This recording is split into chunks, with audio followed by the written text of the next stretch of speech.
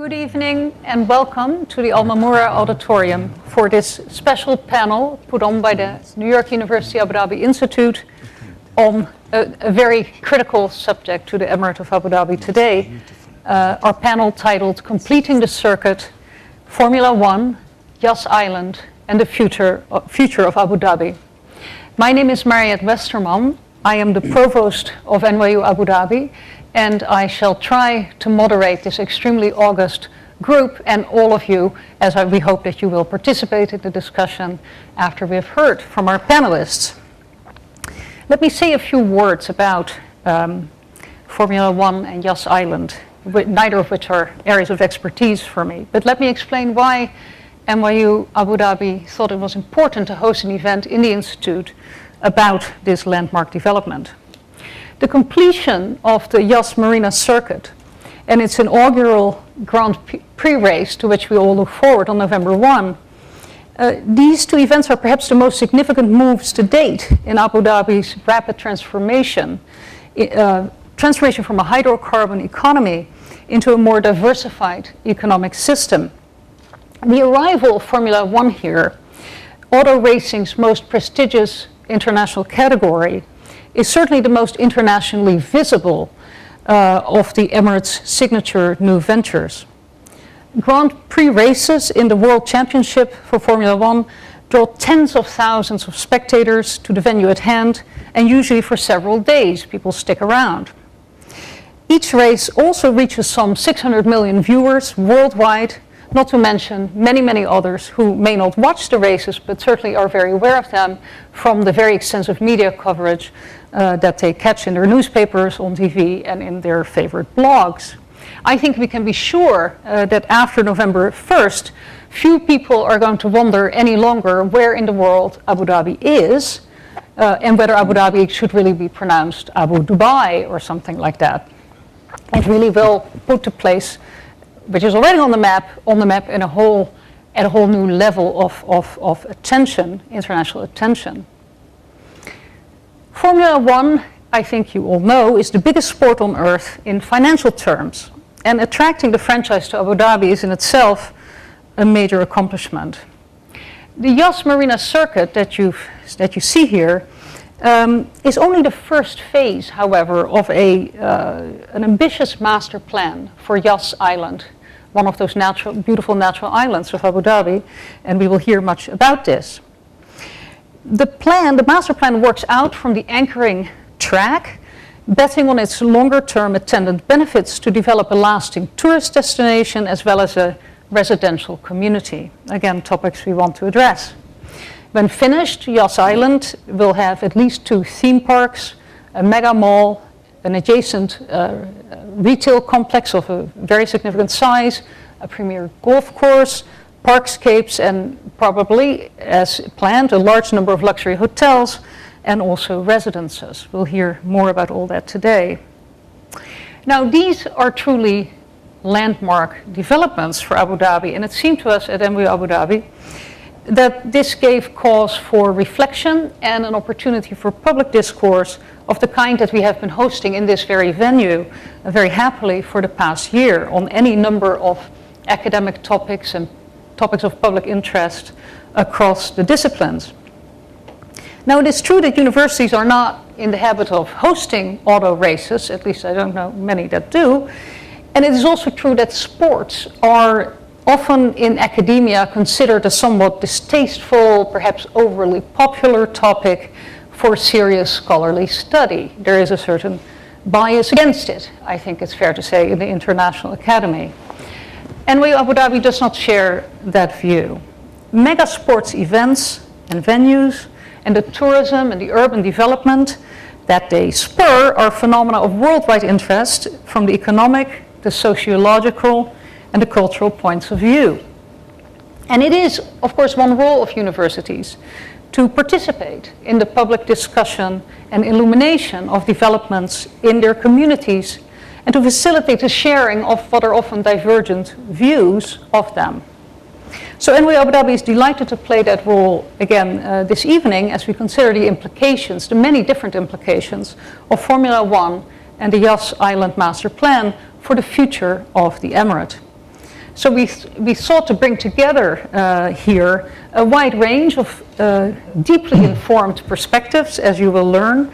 The perspectives include the overall strategic vision for Abu Dhabi's economic development and diversification, the view from the UAE Motorsports community of many years and the view of Formula One, the master planning for Yas Island and its relation to the Plan Abu Dhabi 2030, that very important urban plan that is currently being implemented.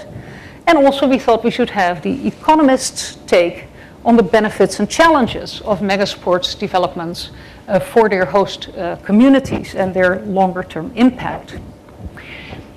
That's it for me for now. Two speakers have graciously offered to make introductory remarks, and we will then go to a fuller panel discussion with including the other four panelists.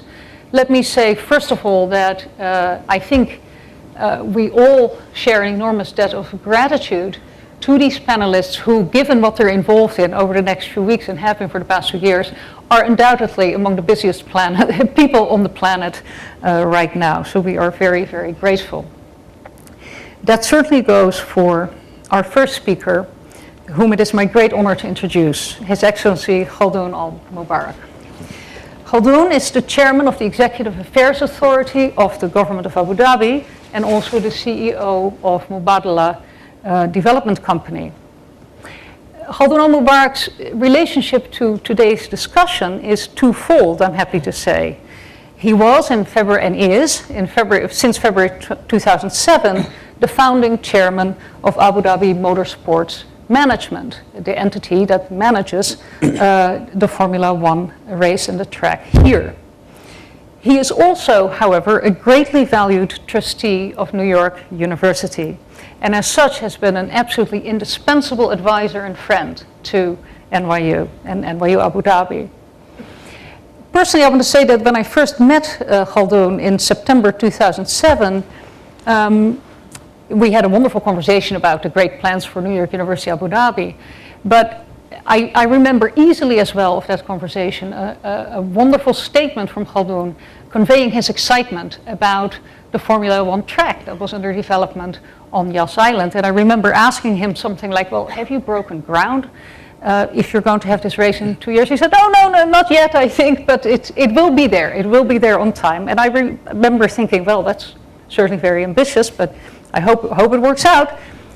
The next time I met him was the following month, and he gave me a very beautiful Formula One Abu Dhabi cap. And then I knew it was serious, that I had this baseball cap to prove it.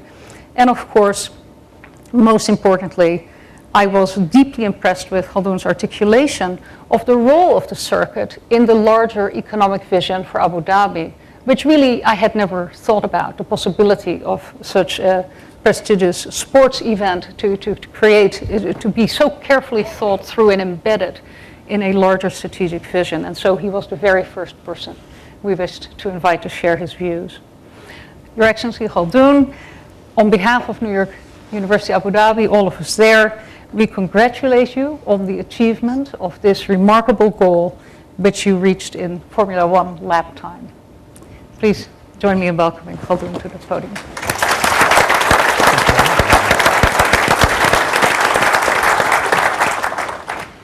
Thank you very much, Mariette. It's an absolute pleasure to be here with you today.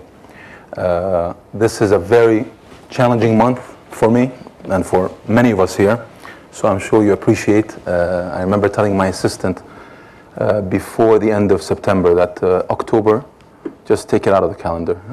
There's going to be a lot of focus, and unfortunately, Formula One will be taking a lot of that. So, on my NYU connection, in the month of October, I think outside of the spectrum of what we're doing on Yas Island and in terms of preparations for this very important event, I traveled once, and it was to New York, and it was a week ago, and it was on NYU business, so I'm delighted to say that. And I'm making only one speech this month, and it's here for this wonderful panel. Thank you, NYU. I'm delighted to be associated with New York University. It's a wonderful institution. That in itself is another I think, very important project for Abu Dhabi, very important project for many of the people involved, very important project for me personally, and I look forward to having a similar panel discussion when we are 2 weeks away from opening the campus on Saadiyat Island. So, Marriott, I hope you can commit to that. You're wrong. I have a small written speech, if you don't mind, ladies and gentlemen. I'll go through that, and I very much look forward actually to the panel discussion. I'm sure it'll be very interesting, very entertaining for all of you. In February 2007, it was announced that Abu Dhabi will host the Formula One Grand Prix in 2009. At that point, we didn't have a track, we didn't have a date for the race, and we didn't have a history in Formula One.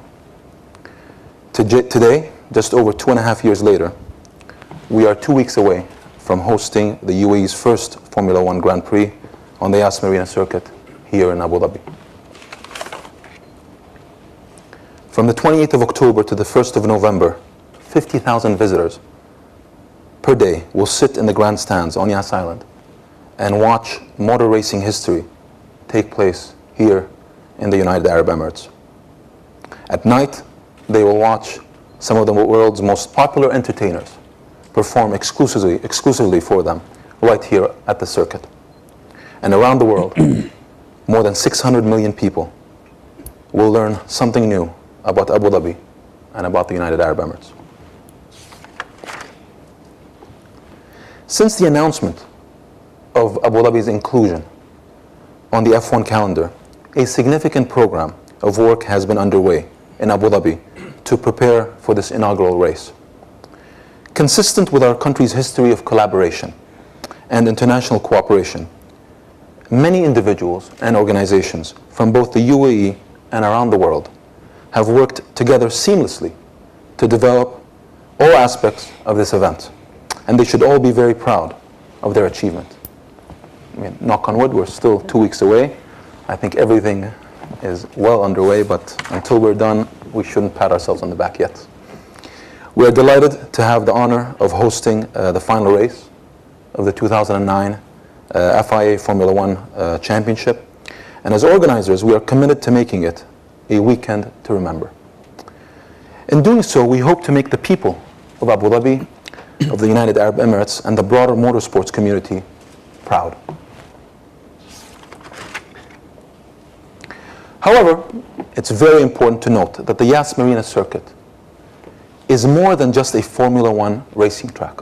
The circuit represents a significant investment in leading-edge sporting infrastructure for Abu Dhabi and the UAE. It will offer a state-of-the-art motor racing facility open all year long. The track itself is a state-of-the-art piece of engineering, design, and construction.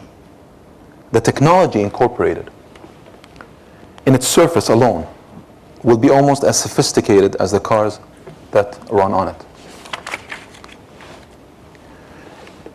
The Yas Marina Circuit also incorporates green solutions and future technology to ensure the venue is as environmentally friendly as possible and sustainable in the long term. The use of solar panels in the buildings around the circuit is an example of this approach in action, never been done before. The circuit has been designed with the Abu Dhabi climate in mind. This will be the first circuit ever developed anywhere in the world with 100% completely covered grandstands. Perhaps, ironically, Abu Dhabi will have the most rainproof circuit for spectators in the entire F1 calendar. I'd like to pay special tribute to Aldar. Aldar Properties, who developed this spectacular marina circuit at really breathtaking speed, while always meeting the standards of quality that the people expect from both the United Arab Emirates and, of course, Formula One. If these elements tell you anything, it is that the Yas Marina Circuit could not exist in the same way anywhere else in the world. It has been conceived, designed, and constructed according to the particular needs and features of the city for which it belongs. The broader Yas Island development, of which the Yas Marina Circuit is a significant component, occupies a total land area of 2,500 hectares and will feature a number of other attractions, including the Ferrari World Theme Park, a Warner Brothers theme park, a Yas Island water park, a 300,000 square meter retail area, a number of golf courses, and a range of signature hotels and accommodation options. In that way, the Yas Marina Circuit and the broader Yas Island development join an expanding collection of homegrown initiatives taking place in Abu Dhabi that will genuinely change the shape of the city in the years to come. These include landmark projects such as the Saadiyat Island, such as Masdar City, and indeed the establishment of New York University in Abu Dhabi. Like Yas Marina Circuit, every individual initiative contributes to the achievement of the government's broader vision to establish Abu Dhabi as a truly global Arabian capital city and an international center for business, commerce, and cultural exchange. It is important to remember that not one of these projects is taking place in isolation, and they all form part of a much bigger and more comprehensive picture for the future of our city and for the future of our emirate. In the hosting of the inaugural 2009 Formula One Grand Prix and the unveiling of the brand new Yas Marina Circuit, another piece of that rapidly unfolding picture will be revealed. The question a lot of people want to ask is, why did the government choose this project over the many other options that were available to it at the time? Why Formula One? Why motorsports? Why the construction of a multi-million-dollar racetrack in Abu Dhabi from scratch? Contrary to popular belief, it's not simply because the people of the UAE like cars. Although, having said that, local enthusiasm for motorsport is certainly a factor in what made Formula One attractive to us in the first place. However, the truth is a little more sophisticated than that. Put simply, securing the rights to host a Formula One Grand Prix from 2009 to 2016 makes the government's investment in the development of Yas Marina Circuit economically viable. And in turn, the establishment of the circuit makes the development of a global center for motorsports excellence in Abu Dhabi, built around that world-class facility, a realistic and achievable ambition.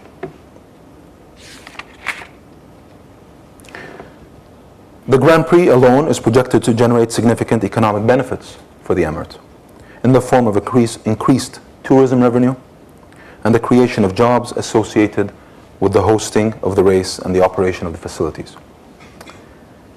An interesting study conducted last year by ING and industry analysts found that the government investment in Formula One races around the world generated an average return of 553% for the governments involved, based on the economic impact of the event on the city from a macro perspective. According to our research conducted with a sample of 1,500 international CEOs, the hosting of world-class sporting events makes the Emirate of Abu Dhabi a more attractive destination for the international investment amongst 81% of those surveyed. When you consider that Yas Marina Circuit will be home to a year-round program of motorsports events beyond the Formula One Grand Prix, and that the circuit's operators are developing a broader strategy to establish the circuit as a global center of excellence for automotive research and development, these economic benefits will be multiplied even further.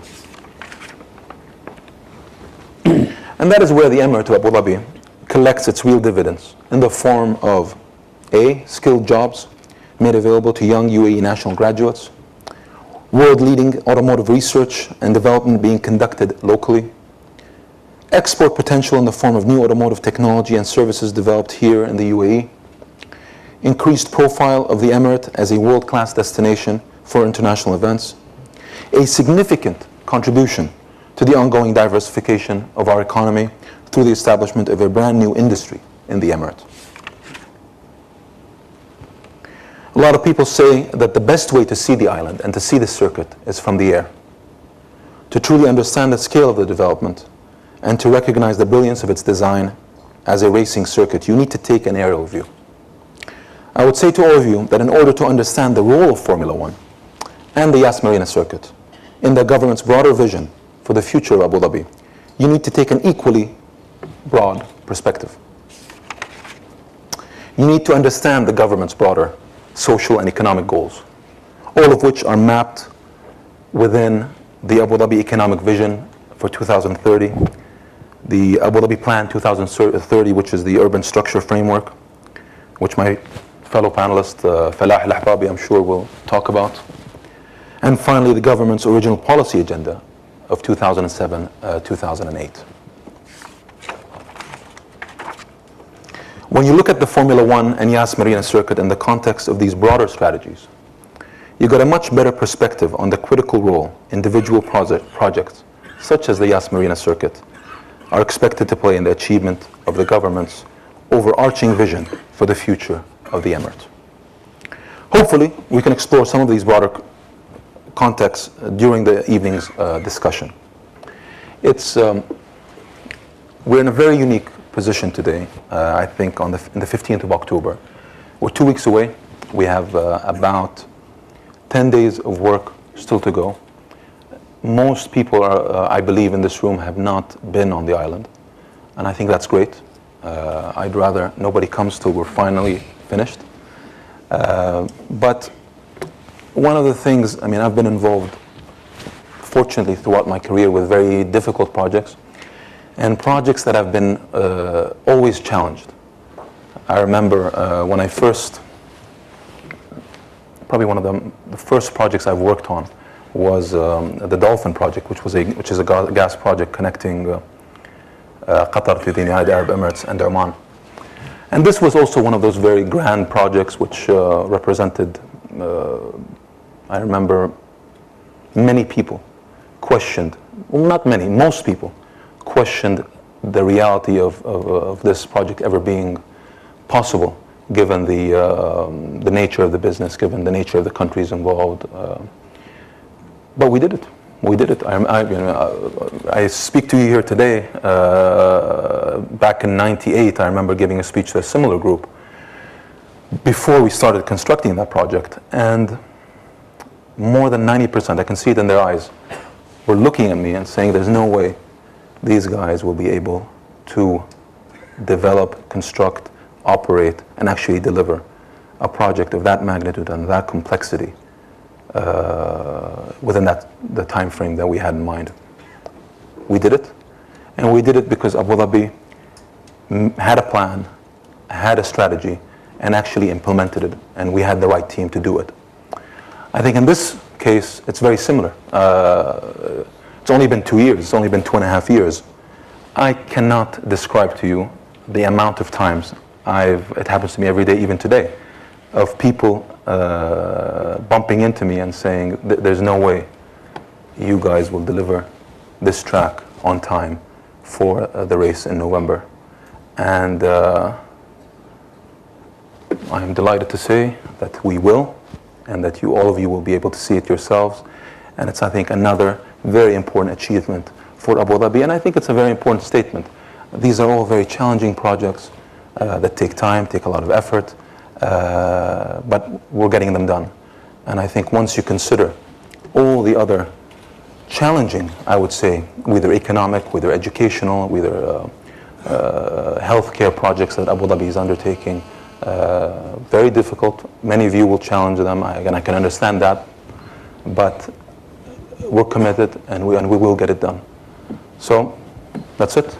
Thank you very much. I look forward to hearing from my colleague Mohammed bin Salim, who's always very interesting, and he is a real, I must say it in front of him, motorsports in the UAE, motorsports in the Arab world, wouldn't be where it is today if it wasn't for Mohammed bin Salim. So it's a pleasure and an honor always working with him, and I thank him for being here today. Thank you. Thank you very much, Khaldoon, for your clear-eyed laying out of this vision and for the economic development of Abu Dhabi and the role of the Yas Marina Circuit in it. It gives me great pleasure now to introduce Mohammed bin Sulayem.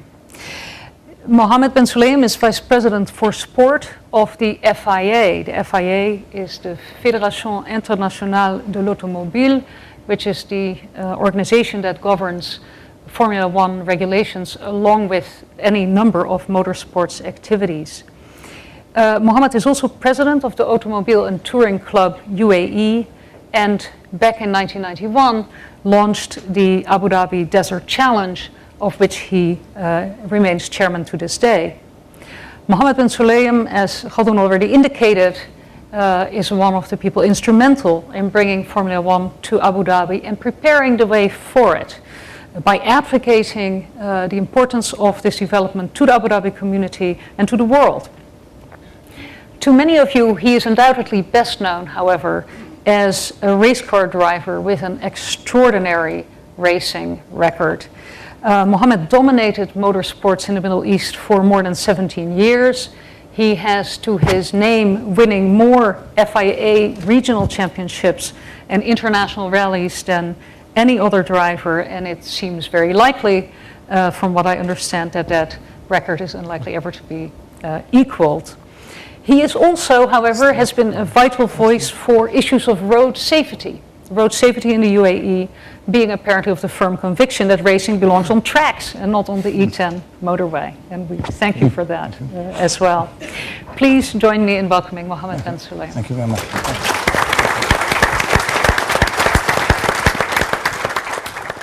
بسم الله الرحمن الرحيم. السلام عليكم في البداية. Thank you very much.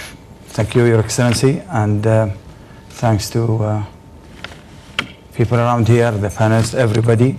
I mean, looking at this picture, actually, it's an amazing picture. Actually, this is the very first event in Abu Dhabi. That was in 1992 in the Corniche of Abu Dhabi, and when motorsport was, at the beginning, was rejected in the UAE, and really many great thanks to His Highness Sheikh Mohammed bin Zayed Al Nahyan for starting this event and for giving us the permission to run it. And that event became the World Cup and generated a lot of, I believe, the seed for motorsport now. Going back, today I would like to speak about three parts. And it's the story of motorsport in the UAE. First of all, how did we get here and the lessons that was learned? And then where are we right now? And then where should we be going? The start, this year will, to us, it's not just the first of the Formula One event we'll have, but it marks the 25th anniversary of the Middle East Championship, which was very healthy here, and the 18th event of the UAE Abu Dhabi Desert Challenge, and the 32nd event of the Dubai International, which is in the Middle East Championship. And over the 30 years, this started from zero to what you see now. And I believe that whatever was done, if we would like to see why we have this motorsport now, why do we have Formula One, we have to not forget the past, but not only live it, make sure that the past help us for the future also. And also, however, it was not easy at the start, even for me. I had to change my name from bin Sulayem to Ahmed, carrying my father's name, because yes, it was rejected. Not rejected because there was, people didn't know about it. People were fearing that I'm sending the wrong message to the people. But then eventually, after a year, people accepted it. And actually, it did not happen by accident. It happened because of the investment also. We have to understand and remember that was not just a personal effort, but it was also the multinational sponsors that really supported us. And why it became an important, it was companies like Toyota, like Ford, and actually Richard is one of the people who helped me in my career, and he was 20 years ago, he was my chief engineer in Toyota in the desert of the UAE and the desert of Jordan. So thanks a lot, Richard. Thank you. And then it was also the money which was spent, definitely, and the success of the introduction of motorsport can be put down to a number of factors, and I'd like to just go through them. A high interest in cars by young Arabs. I mean, yes, I mean, His Excellency knows very well that everybody here loves cars, and if you see it, even children, you will see so many footballs with them, but again, so many cars with them. And I believe the potential to create media and consumer excitement by exploiting national and healthy rivalry among the Gulf region states. I was fortunate, actually, to be part of the story. And yes, I had some rivalry, but really a clean rivalry. There was some other drivers in the region, but it was not between Mohammed and, for example, Al-Hajri, which was at that time winning. It was also between UAE and Qatar, and between UAE and Kuwait and Saudi Arabia. So it was not as a personal level. It was between the big companies also. So, and then as our skills developed, then we were able to go not just in the regional championship, but to go into the world championship. Yes, racing was not here. It was rallying, and rallying because of the terrain we had. And it became actually a sport, you know, an Arab sporting success, well managed by the marketing teams of multinational sponsors. On the other hand, I'd like to speak up. So where are we right now? And we have, I think, the strongest motorsport club here in the UAE. We have over 1,600 competition license that has been this year issued, and that's including cars, racing, rallying, and motorcycle. And we have over 100 events being sanctioned by the FIA here. So that more than the whole Middle East combined together. And meanwhile, also the regional motorsport is represented by me. It was good to be in the FIA. I mean, to be the first Arab to enter this federation for the last 100 years, it's like a castle. It is not because of the FIA rejected this part of the world. No, it's just that we have to try hard and present ourselves in a better way. And then also, the UAE is a substantial stakeholder in the automobile industry also. So that's where we are now. We have a strong media and public interest in motorsport.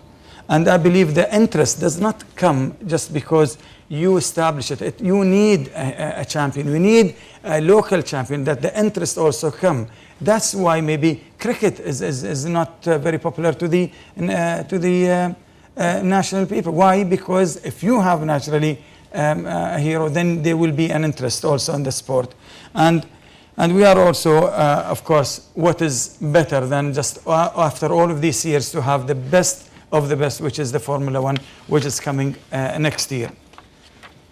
And also the government support. So it is not coming from the bottom up, it's coming from the top down. And that's where we are now. But the future is, I am really thankful and grateful to His Excellency Mr. Khadoun, especially that we have now like a joint venture with EA and EAA and also with ADMM, and especially in organizing and helping with the Formula One. It took a lot of effort together to build the marshalling, which is also the technical side, and we are about to have about 700 good marshals, and really many great thanks to them, because that's what makes also the event.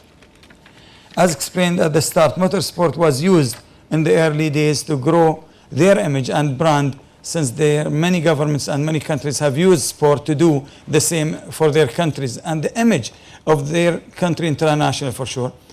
I believe that November 1st will show our country to the world in a fresh and dynamic way. I believe it will be a statement for sure. And many, many thanks to everybody who has been working on this project. However, the hardest challenge I feel will be the core issue of the relevance of Formula One and motorsport to our own people. In particular, I want to focus on two areas in this. The management and the marketing of events, including the GP. we need to develop an effective plan to develop the best of young Emirati. I think there are talented people. It's just to take care of them. And speaking with Mr. Khaldun, that in the future, hopefully, we will produce the right driver and the right champions from here. And also, I welcome the support of our, of course, it's not just the UAE national, but the expats has been supportive of us for the past 25 years or 30 years up to now, really. So many great thanks to them. The other big issue is how to keep the public and media interest high. I think the answer is simple in my view, as it has been proved to be effective in the past, is developing an Emirati driver, as previously I said, and represented in the highest level. See, if you have it, I think if you have an Emirati, I believe that you will have the interest of the media here, and that is also extremely important. I mean, I have an example. We look at in Finland, the Finnish. I mean, they have as much maybe population as we have here, but they have more drivers, percentage of world champions in Formula One and in World Championship than any other place in the world. But if we look also, they don't have Formula One. But if we look on the other side, we look at, for example, who doesn't know the Monaco Grand Prix? It's one of the famous and the original Grand Prix of the world, but they don't have a driver. So it's just the opposite. So I believe in the UAE, we can have both really. And that will be a challenge for us in the future. So why does they have it? I mean, the Finns really use sport technically, and medical science is also, they use it like philosophy, nutrition and fitness coaching, as well as training in driving and media skills at an elite academy for the best of young talent. So they take it really like the Olympics. They take it very seriously. They have a lot of vodka.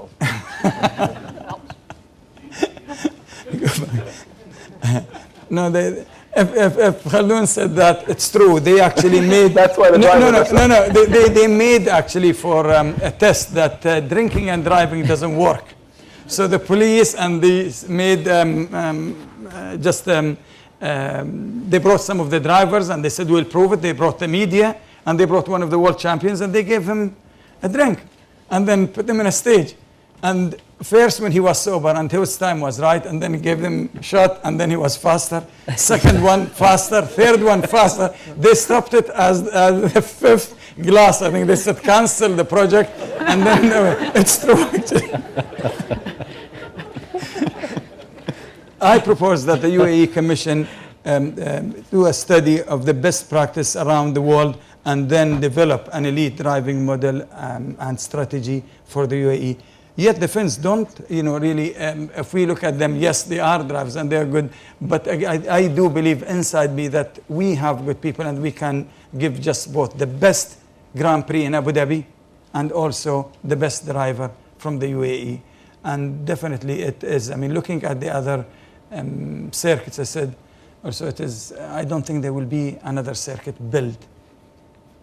I won't say the 50 years, so not to upset people, but in the next years, many, many years to come. So really thank you very much for this.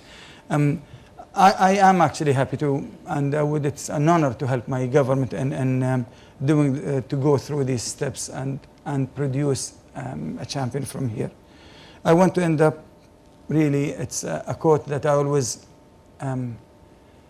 felt proud to read, and it was, I think Gibran said in his, Khalil Gibran, he said, never say what your country did for you, always say what you do for your country. So I think that is really a statement that other people used it and other leaders used it. But if we always think that we should give to our country, then our country gives to us, I think we will be very successful.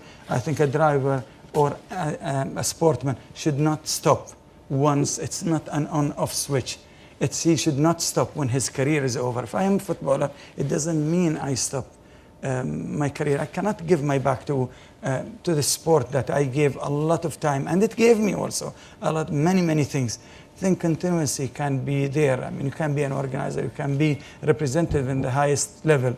So really, thank you very much for giving me this opportunity, and I'm ready for any question if you need me. Thank you very much. Thank you. Thank you very much, Mohammed bin Sulayem, certainly someone who has given tremendously to his country and continues to do so. We shall now move to a more informal format where I will try to prompt with a few questions our very distinguished panelists and at some point also ask you to do the same. I will first introduce all of them so you know who are on the stage. Immediately to the right of Mohammed, so next to the screen, is Richard Cragen. Richard Cragen is a son of Ireland and a very deeply international figure for many years, and currently the CEO of Abu Dhabi Motorsports Management, the organization in charge of running the Yas Marina Circuit for Formula One and for the many other activities that it may deploy. Richard knows racing inside out, having joined Toyota Motorsport in 1984 and been with that team for many, many years until he came here a couple of years ago. He had an extremely distinguished career at Toyota Motorsport, moving from rally mechanic to workshop manager and eventually operations manager for Toyota's very winning rally program. And then in 1999, he helped set up Toyota's Formula One operations, eventually becoming its overall team manager for the entire enterprise in 2004. And that meant he ran the operations of the team, pre-race, between race, at the race, and so forth. He managed the relations to the FIA and, of course, was in charge of all the compliance with Formula One's very strict regulations, the regulations that make Formula One the Formula One. And at the moment, of course, he's deeply involved in making sure that there is not a tiny bump left in that track. Next to Richard is Rand Abbas. Rand is manager of architecture and master planning at Aldar. And in that role, she's been fully dedicated to the Yas development that Aldar has undertaken.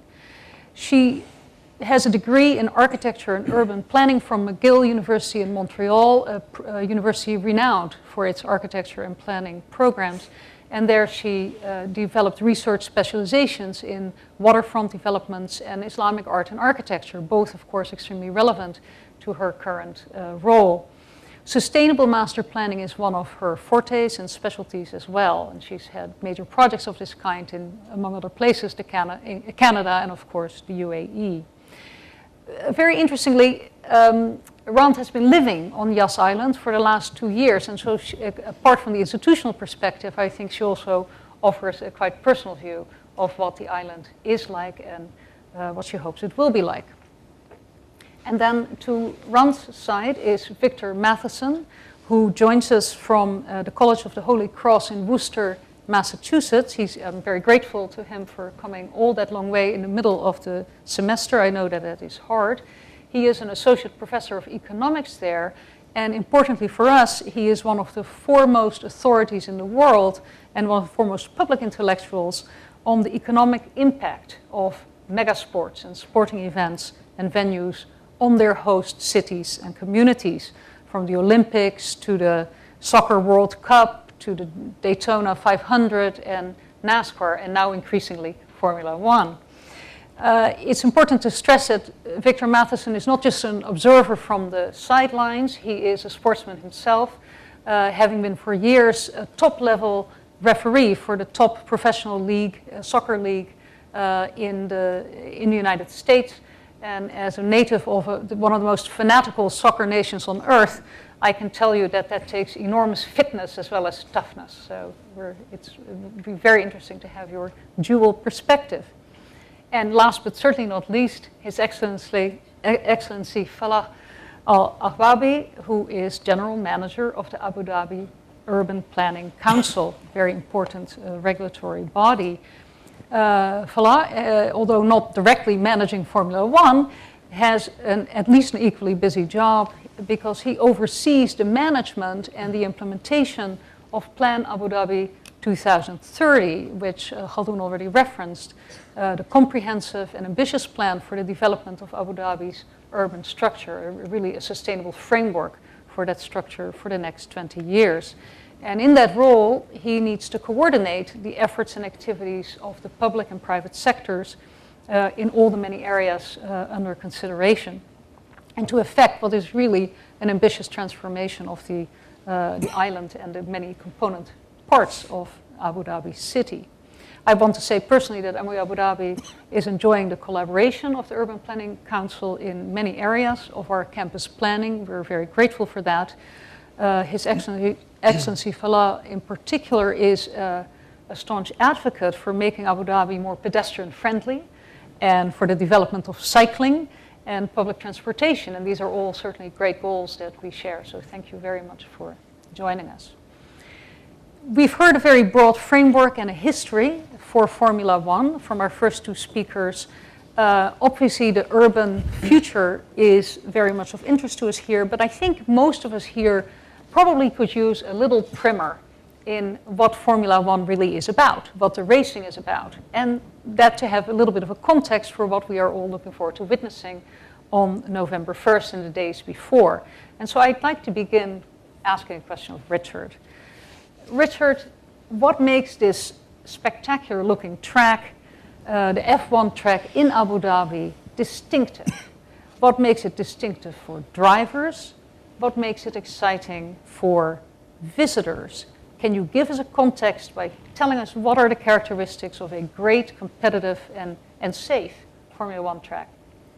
I think that the most amazing thing about our circuit is that it has a great combination of something new, something technical, and it also combines a lot of features which are very unique within Formula One, but at the same time has managed to combine within that features from what we would recognize. So you mentioned, there was a mention earlier of Monaco, and there was the great thing is that we have the marina. We have an amazing hotel that the track passes through the hotel. We have runoff areas which go under the grandstands.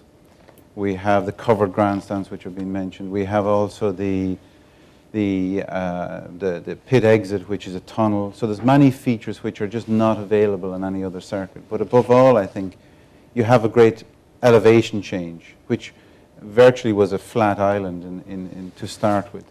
And then suddenly you have a track which has an elevation change of around 15 and peaks at 18 meters, which is very, very unique as well.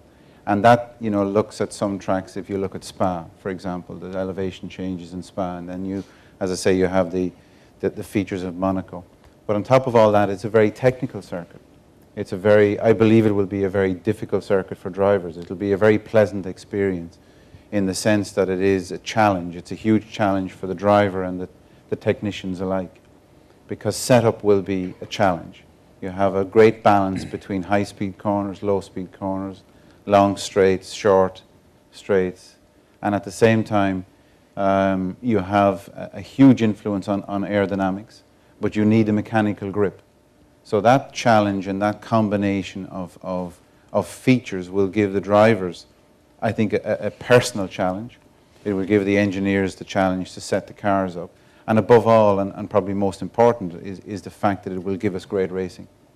And I think that is what this circuit has been designed to do, is give us entertainment. And there's a lot about Formula One which is about off-track activity and politics and all those kind of things. But I believe what we're going to see with our facility here and the way in which it has been designed and delivered and built, in particular by Aldar, and what they have managed to deliver is something that will give us great entertainment. And that, for me, is what it's all about, and that will entertain people. And that's the thing. Well, we look forward to seeing that, of course. And could you perhaps amplify a little bit on what it is that we as spectators might look for in the race? You can be quite specific or general. Are there special overtaking opportunities? Are there breakneck, God forbid, turns? Are there special, this shot here is quite extraordinary, I think, yes. For example. This is the North Corner. If you look at all the features on the track itself, one great aspect is that all of the runoff areas are tarmac. So you don't have any gravel anymore on our facility. So therefore, whatever excitement is going on, you will have the opportunity to get back on track. So if you do go off track or you overbrake, or you touch, there's a very high chance you will be back in the race.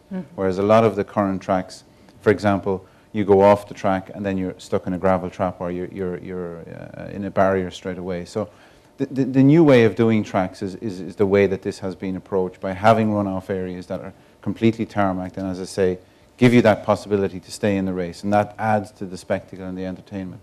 The other thing that we're going to see as spectators, and what people need to look for, is the opportunity for overtaking. Because you've got this combination of high speed into low speed corners, you've got that high braking energy used in the car, and that's going to mean opportunities for passing. And that's what people want to see. They want to see this dicing on the track. They want to see the spectacle and the speed, and they want to feel what the excitement, and that's what's going to happen. And the fact that it's a new track, it will bring difficulties in terms of grip levels, and this will evolve over the weekend.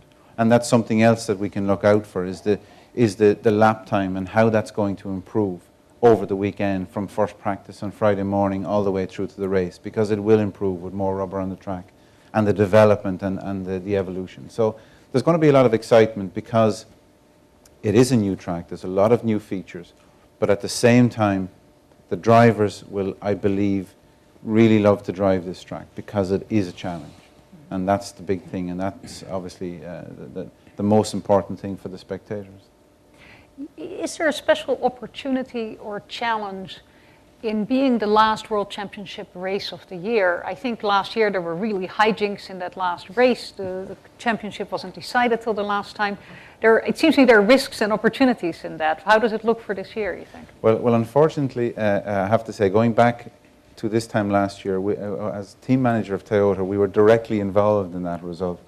And was reminded of it when I came to Abu Dhabi because of the link with Ferrari, and on many occasions that was the case. But I think the great thing about this is really the spectacle. That is the thing, and I think we can't get away from that fact, and the spectacle that is there. But it's a passion. It's something we have to push for. I think, if I may interject, yes, please. It caters for many people. I think this is what's great. The great thing about this track, you don't have to be a motorsports enthusiast. If you are a fan of Formula One, if you're a fan of motorsports, I can say that with high confidence, and I'm sure Richard will, and Mohammed over here. You have a track that will give an experience like no other from a motorsports and Formula One fan. So that I think we're very, but I think the additional things that this track brings is, if you're an architecture fan, not interested in the motorsports, I think the pure architecture of the buildings around this track, the entire environment around this island is quite fascinating, and I think it will be of high interest to those individuals. If you are a fan of technology, I think the technology used in this track, in terms of facilities, in terms of state-of-the-art race control rooms, media centers, even on the track itself, we've eliminated, for instance, today if there's an accident, or if there's any dialogue to happen between race control and the drivers, there's people with flags. Now it's all automated. And so there's many introductions that we've made on this track that has never been done before. So from a technology perspective also, I think it's an experience. But then beyond that, you start putting components that are quite unique. You can watch this race from a seat in a grandstand, or you can go and rent a wonderful room in a five-star hotel that gives you a view like no other. Or, if you, like Mohammed over here, you can come with your wonderful yacht and dock it and watch the race from your yacht. Or you can go into a bar that the track runs through and have a drink and so there's these experiences that are just absolutely unique nowhere else in the world. So I think it caters for many people, and then you add the entertainment component, which whether it's from the people around the race, whether it's from the concerts in the evening. So it's a truly comprehensive human experience that just doesn't cover motorsports would not give it justice. I would say, I've been through many tracks, but the first thing I do is just 10 minutes before the end. If I can predict, for example, who's winning, so I just leave for a reason. If I stay in, it's boring in the track after the finish because you have to wait for the traffic, or leave 15 minutes before, and if you are lucky. I think in Yas Marina, that circuit, you don't want to leave, really. You want to stay because there's so many sociable activities there. So you're not looking at your watch that I have to leave before the race ends. Otherwise, I'll be stuck in traffic for 2 hours. And if I stay in, it will be boring. So that's what you will see difference in this place. I think we'll return in a minute to these attractions, or architectural attractions, social attractions, entertainment attractions of Yas. But maybe to take a step back, I think for our audience, and for me certainly, it would be interesting to know not just what makes Formula One attractive to Abu Dhabi, but what made Abu Dhabi an attractive venue for Formula One, for FIA. There's been a remarkable globalization of Formula One from its mothership center in Europe, traditionally. I don't know who would like to comment on this. I think several of you, from Falah to Richard to Khaldoon, Mohammed, you might want to speak to that. Simple. I don't think now anybody can pass by the Middle East and ignore motorsport here. That's my words. I think motorsport is very global. Formula One was classed as being global, but as you said, it was very focused in Europe, and it needed to move out. I think the opportunity that Formula One has to come to Abu Dhabi and to a circuit of this caliber it cannot be matched in terms of opportunity for Formula One itself, and that obviously through the planning has been created, and that opportunity for Formula One being created as a tool for Abu Dhabi as well, as a communication tool to go out to the world and say what can be done. And also to get that attraction for the 600 million viewers, the media, the focus of attention for that weekend is enormous. It is huge. As you mentioned, it's a huge sport. It's among the 3 largest sports in the world when we look at the Olympics or we look at the World Cup and Formula One. They're the 3. And the great thing is we have one of those here. And we have a permanent facility that can offer unmatched facilities for the spectators and the teams and the drivers alike.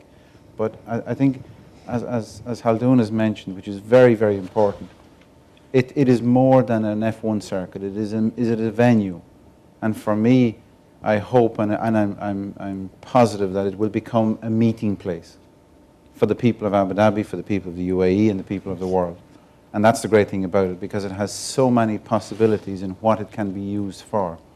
And as I continue to say to my own team, the only restriction we have with Yas Marina Circuit is our own imagination, because that's the only thing that will restrict us in the use of this great facility. I think if I can add a couple of points also. Globalization have a huge effect on the movement of so many technologies, so many sectors around the world. Communication and transportation is much easier today than 10, 20 years ago.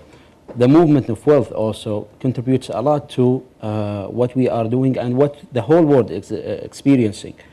And perfect example is New York University. 10 years ago, there's no chance for New York University to open in Abu Dhabi, but today with the huge infrastructure, with the multicultural society that we are building here, it's much easier to have a New York University, the Formula One racing track, and other to come. So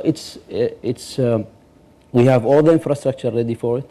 The government have the commitment, and we prove that as a government that we deliver our promises from the formula, from the other commitments. So it's, I think we got the advantage over a lot of countries to have. I'd like to ask yes, please. I would also point out that if you're talking about sports around the world, not just Formula One racing, but in all the other sports, in football, other things, what you're seeing is kind of a global arms race as clubs and franchises build bigger and fancier and better stadiums. In the United States, for example, the New York Yankees and the Dallas Cowboys, probably the biggest sports in both football and baseball in the U.S., have both opened stadiums that are in excess of $1.5 billion just this season. And when you are building facilities like that, everyone else feels compelled to keep up with that. Certainly what makes Abu Dhabi's track a very compelling thing for Formula One racing is it is, in fact, this, again, the state-of-the-art track that, again, Formula racing, just like everyone else, needs to keep up with their competitors. Let's return to the question of the embedding of the Yas Marina Circuit in this natural island. Rand, would you tell us a little bit about the master plan for Yas and how it works out? What is the benefit or the seed that the circuit provides for this much larger vision that I'd like you to lay out for us a little bit? Sure. Just a comment on what was just shared here. What this race does, it's one component of the larger, more strategic Abu Dhabi-wide vision that's really transforming the face of Abu Dhabi and metamorphosizing the image of Abu Dhabi to the world and establishing Abu Dhabi as the nexus of arts, culture, sports, you name it. And I think very importantly in the global situation that we're in, the image of the Middle East, Abu Dhabi, one key thing to talk about, and I'll get to the master plan in a second, quality of life is rooted in the word safety. And there's a host of other things that the city has that already can set itself high on the list of most livable cities, I think, in the Middle East at the moment. And that's why you have this very cosmopolitan international population. And it's a fantastic thing, and I'm very proud. I grew up partly in Abu Dhabi when I was a child and moved to Canada and back here again, and I felt this drive to try to positively contribute to a place that when I left it, it didn't exist on the map to people in Canada or in the States or in Europe. And so to come back to a place that suddenly everybody talks about, and I'm hearing things from my friends in New York or from all over the world to say, did you hear about this? Did you hear about that? And I would be like, well, I'm actually on this project, or my friend is actually on this. So it's quite a, it gives you, I think there's something everyone can individually take and personalize out of this experience. I think we're all very fortunate to be taking part in what Abu Dhabi is doing from now till 2030 and forward. I think this is going to impact the city's future for many years to come. And if you look at the history of it's not just Formula One, but let's just take Formula One, for example. It transformed the history of a lot of these cities that it's in. At times it's in smaller cities that it does have a positive impact on the economy and on multiple other factors. It's an international sport. It's an art form to some people. And it's a great opportunity for us to be doing this. According to Tilke, the designer who's been working on 20 years in racetracks, and I think has built over, I can't really remember, 8 or 10 tracks. Most of them, has been involved in most tracks around the world, calls this the absolute most modern, most challenging, most interesting track. So there's something to be said about that. We're really making a statement, and that supports the vision for Yas Island being what the master plan embodies is a forward-looking, progressive, contemporary Arab city that's not afraid to be respectful of its traditions and be very contemporary and very ambitious in its outlook. And I think we've delivered on it's quite commendable to, the determination and the vision of our leaderships. So let me ask you a question about that, if I may. So now I'm going to be every woman, okay? As every woman, I might ask the question to you, why would I want to live with my family on an island where I think the plan accommodates for about 110,000 visitors? Why might I want to move to an island that will have several theme parks, a circuit that will have races quite frequently, I would imagine, has a huge mall with 16,000 parking places? It sounds like a great place to come to visit, like Orlando. Will it be a great place to live, and why? Mm-hmm. Our last meeting with the UPC, the UPC panel said we wouldn't want. This is where we want to live. I think you guys are you have something there that's actually. There's a lot. What I would say, The master plan is a series of surprises, and that's what you should look out for. This is just one milestone in a series of milestones for the years to come. There's multiple things that are on It's there. a 2,500 hectare, which is 20%. If you consider Abu Dhabi 9,000 hectares, that's 30% of Abu Dhabi island. So it's massive. Don't look at the Yas and the mall and all the other facilities. But on the other side of the island, you have a huge open space that is open space right now. But during the master planning stage, we thought about all the elements, as you said, pedestrian, friendly environment, livable city, where we create the communities, the sustainability, the right mix between the transportation as well as the people, the job creation, the connectivity. So many things that we're very excited to have in Yas Island. And recently, the government is looking into establishing and master planning local communities also within Yas. This is something that we are looking into to house more locals in the Yas development. We want the mix of cultures to take place in that city, in that island. It's wonderful. I think just to add- yes. Sorry. I think just to add to that, Yas was used almost as a pilot. And I ask you all, hopefully when you go to Yas, to pay attention to some of these components, because you might not notice them, but I think if I say them right now, please keep them in mind. We used Yas as almost the future urban component within the overall city of Abu Dhabi. And we wanted to test things out that are not typical within Abu Dhabi. So for instance, pay attention to the sidewalks in Yas. The materials that were used on the sidewalks. Very different, fundamentally different than what's been used in Abu Dhabi. Pay attention to the lights on the streets. Again, there's a design component that was used that's not typical of what we used to use and what we all used to, especially the people that have lived in Abu Dhabi for so many years. There's a design component that's been introduced to lighting.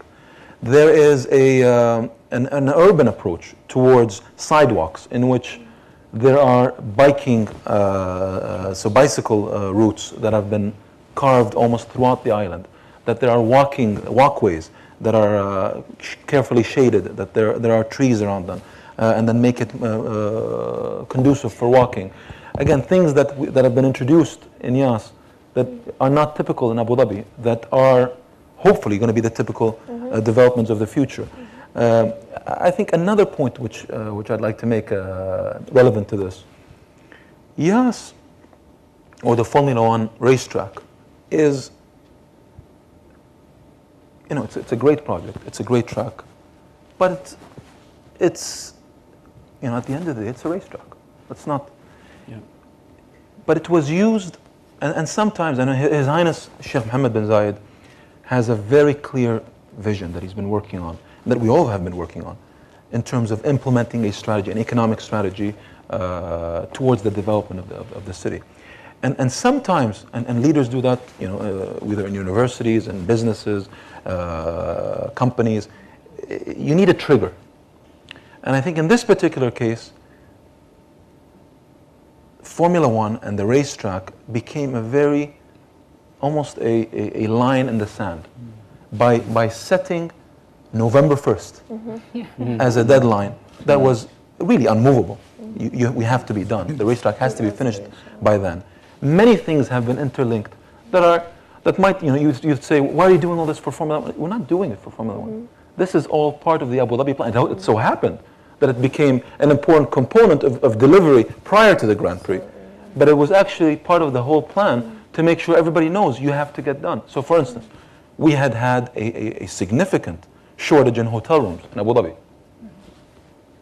Over 5,000 rooms, that was a shortage. Well, by using the Grand Prix as a line in the sand deadline, everybody from ADTA to the private sector, to Aldar, to everyone involved within the hotel and hospitality sector knew that these 5,000 rooms had to be ready by then. So a man on the moon type goal. Precisely, and that goes on everything. Let me give you another example, which is quite relevant. Yesterday, the highway from Abu Dhabi to Shahama was opened. That is a huge initiative that includes multiple bridges and includes the largest bridge in the UAE. That wasn't built for the racetrack or for Formula One, no. But it was built for Abu Dhabi. It was built for exactly. it was built for the city of Abu Dhabi and part of the evolution of the city to make sure that there's an outlet for the island. Now again, the date of November 1st was used, and TDIC and the Abu Dhabi Tourism Authority know very well that they had to finish that entire highway from their side, and then Aldar they need to finish from their side in order to be ready for that. And that happens to power, to sewage, in so many different things. The Corniche, the entire Corniche of Abu Dhabi is being redeveloped. A big portion of it is going to be open tomorrow. You'll see a new Corniche in Abu Dhabi, and another section will open a couple of weeks after. Formula One was used as the trigger. They needed to finish by then, and again, they're finished. So it's a trigger in one sense. I think it's a good way to think about it. It is also a trigger to generate these economic benefits as you've described. And I'd like to turn to Victor to ask us a little bit, to illuminate us a little bit about maybe some analogies from your discipline and your deep research that you've done on this. To give a context for this, perhaps it's helpful to use one figure from Formula One. Reportedly, the Bahrain Grand Prix was worth $548 million to its country in 2007, having worked up to that number over time. What kinds of economic benefits attach to mega sports events and their venues? How can we assess and measure them? Would you talk a little bit about? Well, So give us some context for the ambitions here. certainly. So economics is known as the dismal science here, and this is where I got to be a little dismal. So, but as many years of being a football referee, I'm used to being not well liked, so it's all right. Economists, when we actually go back and look at these things, we tend to get numbers when we look at things like employment numbers after the fact. So you take a look at a city like Beijing, and you say, okay, what did the economy look like before the Olympics and after the Olympics? And what did the economy actually look like during August of 2008? Did we see a noticeable bump from the hordes of tourists that were expected to arrive? You can take a look at what happens to cities after you build a large stadium, after they attract a football, basketball, soccer franchise. What happens to them? And almost uniformly, the economics literature, these are folks, again, who are looking at this independently, who are not being commissioned by one side or the other on this. We tend to find that the numbers that come out tend to be a fraction of the claims made by event promoters. We rarely see large increases in employment. We rarely see large increases in things like taxable sales, in things like personal incomes. As a matter of fact, in Beijing in 2008, we didn't actually even see an increase in the number of visitors who came to Beijing in August of 2008 compared to the year before. And we got to ask ourselves why we're not seeing these big bumps. One reason actually has been alluded to here already is that if you look at the circuit, it's only a small part of the whole economic development plan for Yas Island, a very tiny portion. If you look at any city, in fact, sports tend to be less, professional sports tend to employ less than 0.1% of the total population are involved directly some way with sports. If I were to sum up the entire economics literature just very briefly, it's that large mega events and professional sports don't seem to contribute particularly large direct economic benefits to an economy. That being said, let's look at some of the positives here, because I don't like being the dismal guy all the time. And some of the very direct things that you can look at is a lot of folks say, you know, these mega events serve to put a city on the map in a way they weren't before. And I think that's actually something particularly positive for a place like Abu Dhabi. For example, Beijing was pretty much on everyone's map before the Olympics. The 2012 Olympics going on in London, pretty sure that was on everyone's map. When I was telling my students where I was going this week, I said, well, I'm going to Abu Dhabi. Blank stare. Well, it's kind of near Dubai. And they said, oh, yeah, that's where Tiger Woods has played golf. So here is an opportunity, in fact, to expand Abu Dhabi's footprint in the world. And it is particularly important because, no offense intended, but Abu Dhabi is not necessarily on everyone's map in the world, and this does, in fact, have a large audience. Certainly, the line in the sand is also a very important thing to talk about there. Mind you, this racetrack was a pretty expensive line in the sand, but a line in the sand nonetheless. And the last thing I would say that, remember, it's not necessarily all about direct dollars and cents.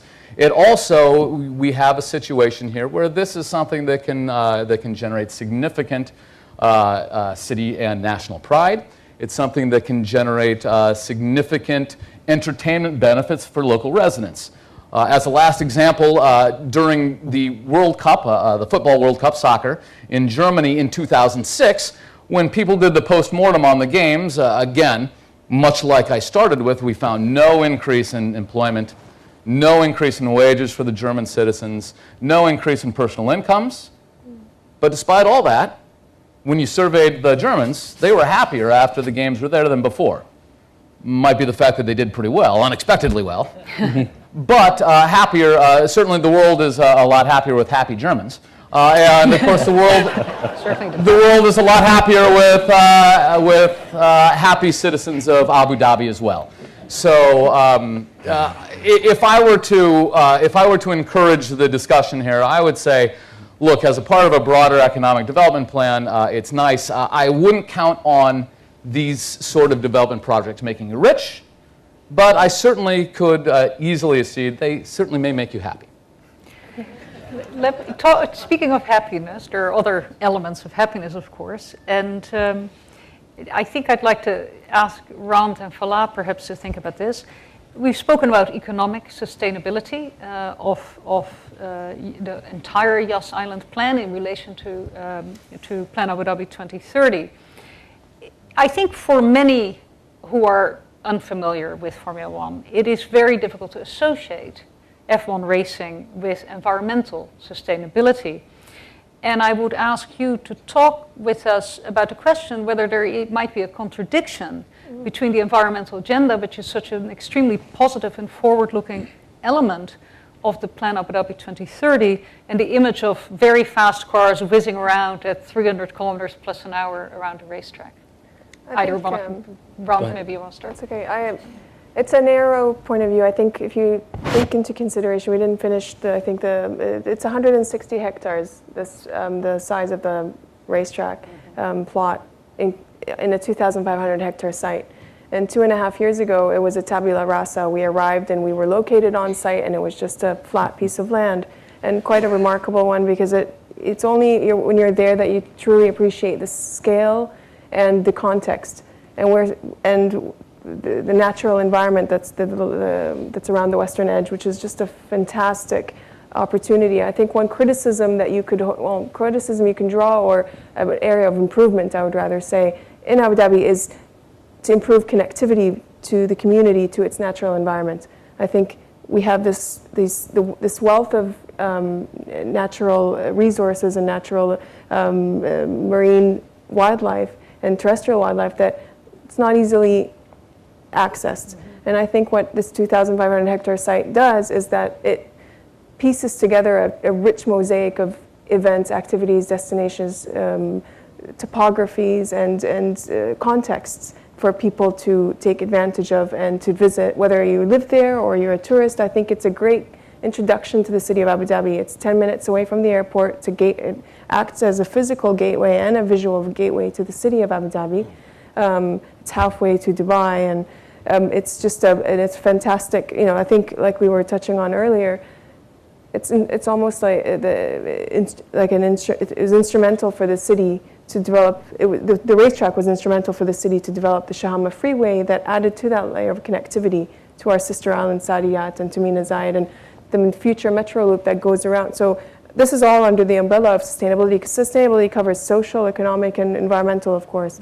And when we arrived on the island, if we talk about just the environmental aspects, we're sitting right next to a marine protected area, and it has some mangroves, but not all in great shape. And Aldar has offered to rehabilitate the area, and we've planted over 100,000 mangroves. And so that's one representation of Aldar's deep commitment to protecting the natural environment, and the second, which is not very well known at this time because it's recent and it's potentially a result of new market demand and just a healthier, more holistic view of our current of the current economic situation and the social situation of the country, is our deep dedication to delivering complete communities, mixed income communities. And so all of these they're going to be embraced on Yas Island. The vision embraces this diversity, connectedness, and a sense of ownership and responsibility towards the place that we live in. And it'll be reflected in, it's sort of a dichotomy between these very fast and furious, potentially, events and theme parks, and it's high energy. But what we're in, the full picture is actually a 360-degree offering of different events, different types of recreation. In the first instance, Yas was conceived as a leisure and tourism destination, but in the second instance, it's also a city for 100,000 people. And so How do you concur with that? Yeah, sure. First, I'm not a motorist. I'm not a huge fan of cars, as you said. I'm more on the pedestrian side. But I'll try to defend my point here. My colleague mentioned a very important item, which is sustainability. When we look into the sustainable development, the environment is one pillar in the overall sustainability. You have the social responsibility. We want people to be happy, as the professor said. By having the events and the activities, it makes people feel happy. And that's, as a government, as a regulators, we want the people in Abu Dhabi to have a sustainable life. We want to create jobs so people can have sustainable life. We want the entertainment, we want the education, we want the safety. There are so many elements that you can address looking at the racing track from a sustainability practices. I think the environment, yes, it's essential to the Plan 2030, and that's why we're creating the Istidama codes to take care of these things. But we want a living system. A living system doesn't rely on only environment. We want to create jobs, we want to create entertainment, we want to create a strong health sector and education, and so on and so forth. So we don't want to narrow our view in one point, forgetting the most important thing to us, creating jobs. We want to have jobs for people. We want to protect the environment, and so on and so forth. So I don't think looking at the environment is the right answer for sustainability, rather than looking at the living system overall. Also for the broad picture. Say something. Please. Motorsport, about the environment, if we today decide to shut all kind of motorsport in the whole world, all of it, it will only contribute to 0.006 of the environment. It's true. That's what. So Thank you. That's a good statement. that's true. One might say to that of course the prestige image attached to motor racing does encourage the development of automotive industry and so forth, which might add a little bit to your tiny percentage. I want to go to the audience, but I just have one burning question for Richard and Mohammed particularly, perhaps also Aldar. When you think about November 1, is there anything that keeps you up at night? Everything. I don't sleep at night anymore. One thing. Give me the one thing. Okay, good. Mohammed, one thing. It's a statement for us, and I think it will be, yes, over by that time, but it will not be over. Something else will come. Nothing is finished till you finish it, and it's like a stage for me. I'm not a winner only when I come there. He's right, I didn't sleep. Just one thing, I have to go back to the whole environmental thing. I think something else, and it ties in with what Haldoon was saying, there's a great, by creating this facility, we also, we have a creative tension that we've created to achieve sustainability in terms of motorsport, in terms of a venue. But we've also got this creative tension to create clean motorsport. and to move away from that image that motorsport has and has had for many, many years. And we have the great opportunity to do that here. We, as Khaldoon has referred to, we have solar panel energy on the site and all those things. But you know, we're investigating electric racing, for example. We're looking at this with Mazda. We're looking at it in association with FIA. But the great thing is that it's achievable here. It is possible. And that is something that the circuit has brought. So the circuit has brought many, many things, but it is also creating challenges for us, which we as Abu Dhabi will rise to. And I can say that we will have, you know, whether it be, I would call them alternative energy racing series rather than maybe electric series. Because that's what it will do. It will create this need to do that. And the great thing is that many, many circuits are built in the middle of nowhere. This great circuit is in a community. And therefore it will create that need to have an environmentally friendly in 10, 20 years' time. But that's another aspect of this great facility. You're sleeping well. Actually, you know, I kept asking myself this question 6 months ago, and asked myself, what's going to happen to me in October? And how am I going to sleep in October? Actually, I have to tell you, I haven't lost any sleep over this, genuinely. And I think it's really because, you know, it's people like Mohammed, people like Richard, Falah, Rand. We don't sleep, Khaldoon, but He sleeps for you. No, but it's the confidence and the comfort that I know that when I go to Aldar, I know they're going to deliver. That when I go to ADMM, I know they're going to deliver. That when I see the municipality, I know they're going to deliver. When I see the police, how they're working the traffic, I'm confident they're going to deliver. When I see the healthcare folks and I know they're going to deliver. So it's you know, the urban planning and the coordination. It's quite. I tell you, I really was concerned 6 months ago, and I'm not concerned. I'm not losing any sleep over this. No way out. Knock on wood. If I can add one point, please. Yes, please. Hello. The November 1st is one milestone from 100 milestones that Abu Dhabi government is looking forward. We're not going to rest after the November. No, the pace always will go up, and the attention will be on Abu Dhabi, not only from the Ferrari and the Formula, but on Masdar, on the cultural district, on the infrastructure, on the capital district, on the financial center, on Lulu Island, and on most of the developments that we are committed for the semiconductor industry, and so on and so forth.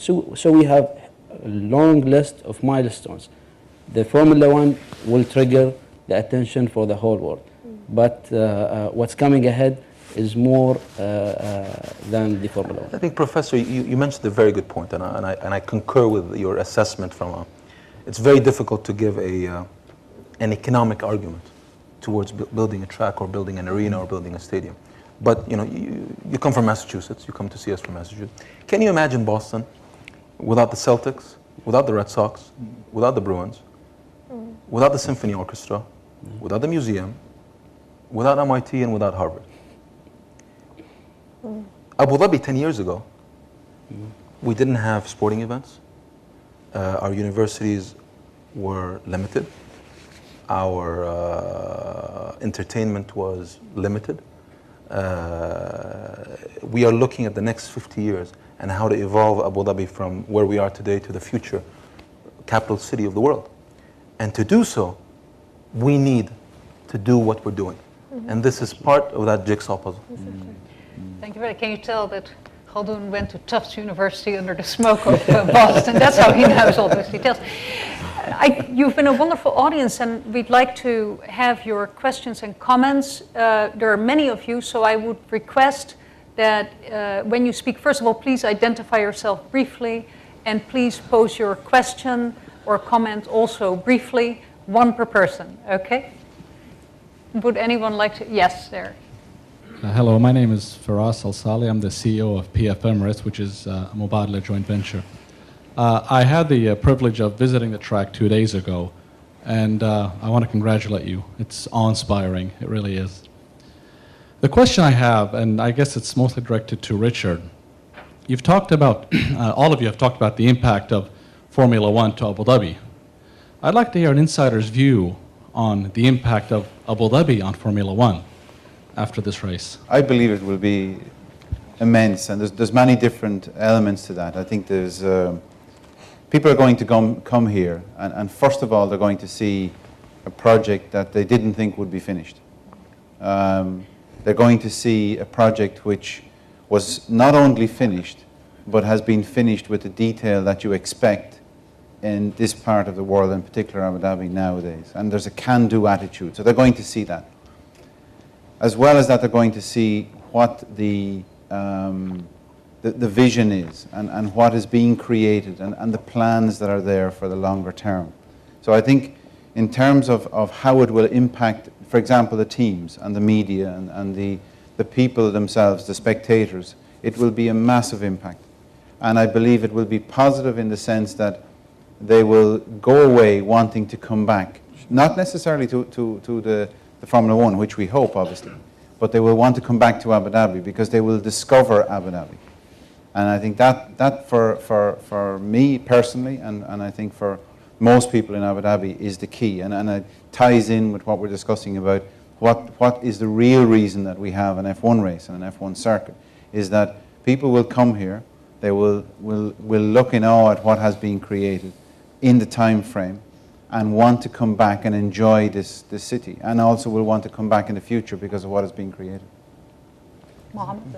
Yeah, I will say the same, especially it's coming here, but then wanting to come back, not just for the sport, as you said, but just to enjoy of the hospitality and Abu Dhabi.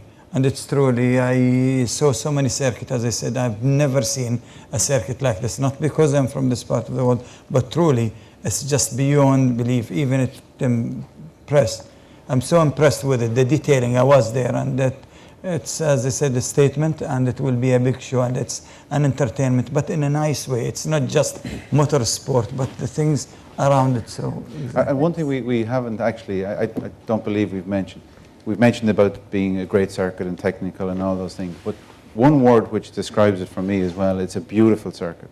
Mm-hmm.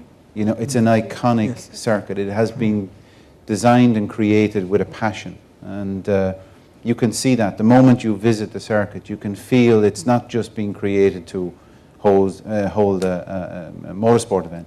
It has been created with passion. It has been built with passion, and it is a beautiful circuit. And I think people will recognise that and go away with a piece of that in their heart and want to come back then and experience the other great projects that are happening here. The good thing also, we'll have the whole world coming every year here to witness the change in the city in the coming years to come. Yes. Let's see what else people are into here. Here in the front, I see a hand. My name is Najib Zafrani, Chairman and Managing Director of Shell Abu Dhabi. First of all, I want really to express my deep gratitude for this grand vision. And listening to you, essentially, you went through a first step of the ladder of 30 years. And what I mean is this is a project. His Excellency Khaldoon said the pilot could be phase 1 of the grand vision. The question is, what is the learnings through the last 2.5 years that you would like to share with us and would be of great value for you to continue the journey of another 20 years ahead? What have we learned, is the question. Well, from my perspective, coordination is a very important thing. Having the leadership also on board is a very important thing. We've taken a huge step to progress the Plan 2030 to what it is at right now. Looking at the future and building it for the next generation is a very important thing. We don't look at a project in the council from a project-based perspective, but the overall picture. There is a strategy for the government to look at all the criteria to evaluate a project, from job creation, from protecting the environment, from enhancing the infrastructure, from adding to the health, the education and the entertainment. We want to create a livable city. Therefore, there is a criteria for livable city. We always judge and look forward on all the projects that we evaluate in a daily basis and monthly basis. So coordination and commitment is a very important thing. I would say also, I think, and give us more time.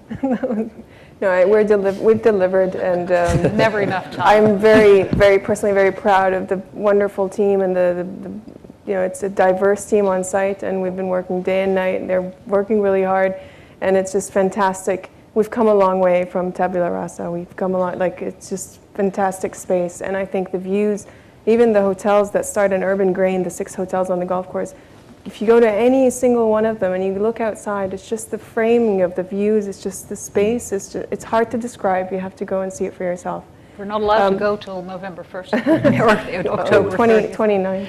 One major lesson learned, and I think I would recommend for all projects, I think we've learned a lot from, the master plan has evolved through the last 2.5 years. Certainly wasn't exactly how we started, and it's just getting better and better, and that's why it's really exciting in-house what we're doing.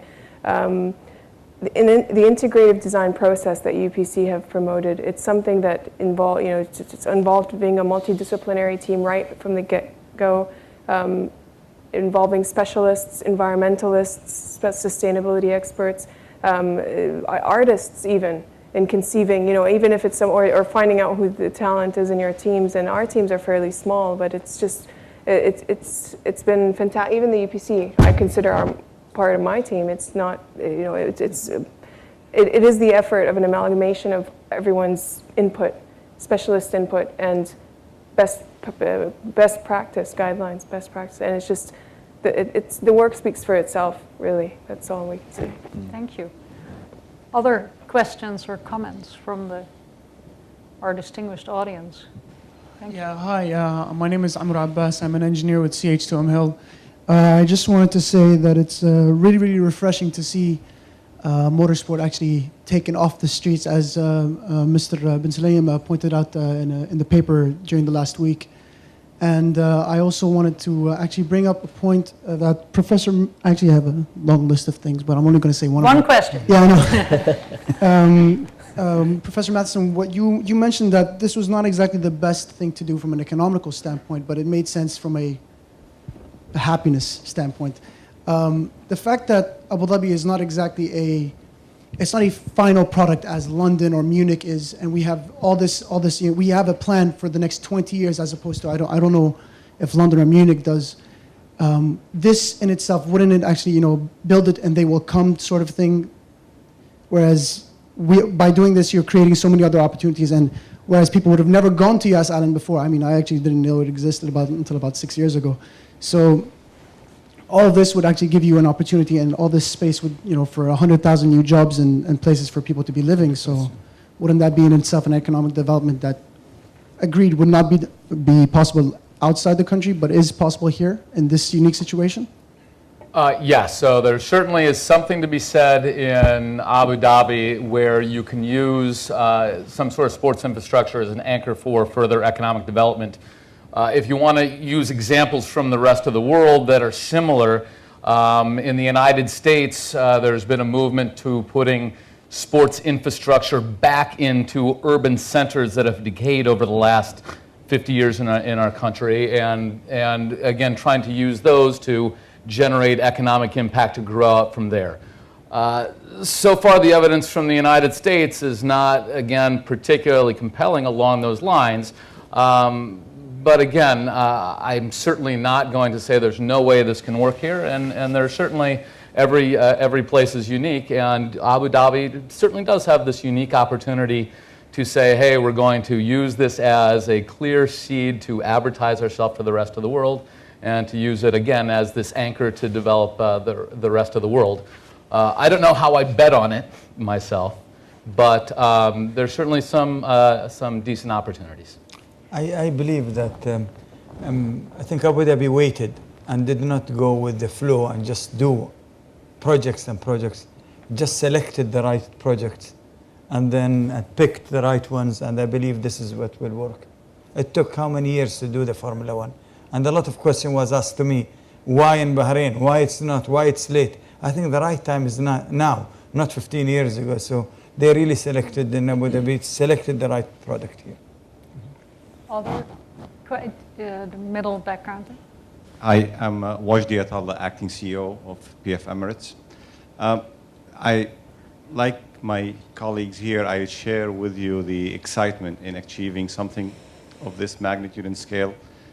I do live in New York, and I got into the Formula One by sitting on Etihad Airlines and watching the announcement for what are you doing November 1. And that got me excited into reading more about Formula One and learning about it. Just a couple of comments on the urban planning. Living in New York and seeing Citi Field and Yankee Stadium developed, the attempt of improving the area around it, because as we all know, especially also Penn Station, we have the area around Penn Station in Midtown Manhattan.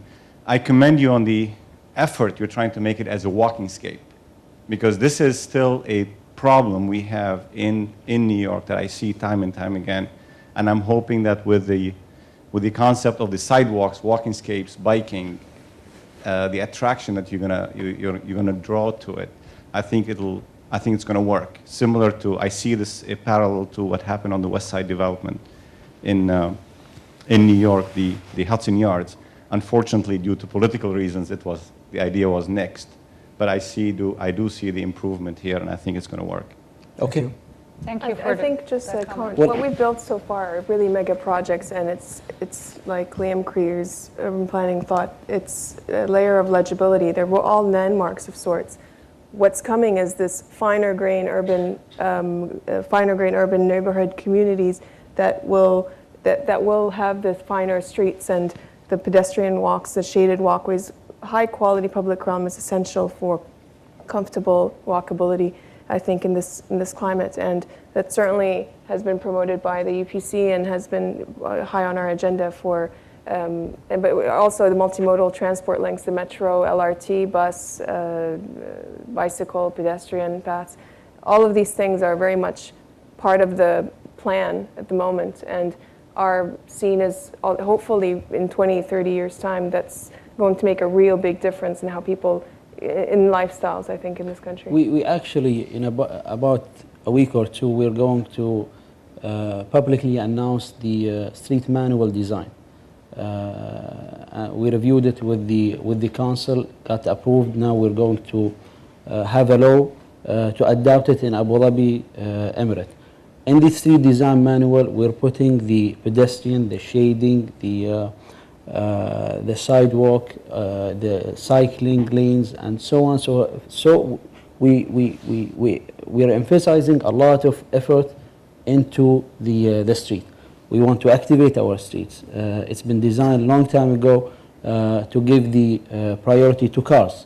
Now we want to shift that mentality, moving toward sidewalk, pedestrian, shading devices, and so on and so forth. So, talking about New York, it's one of the walkable cities around the world. So, Except the area around these. I don't know about that area, but I like New York. Well, a big thumbs up from New York and Yas Island as a laboratory, perhaps, for what all of Abu Dhabi can become. In a way, the way Saadiyat is being conceived around the museums in Abu Dhabi. Right now, we're designing 5 of the major streets and roads in Abu Dhabi downtown. Starting from next year, we're going to break ground on changing these 5 streets based on the street design manual.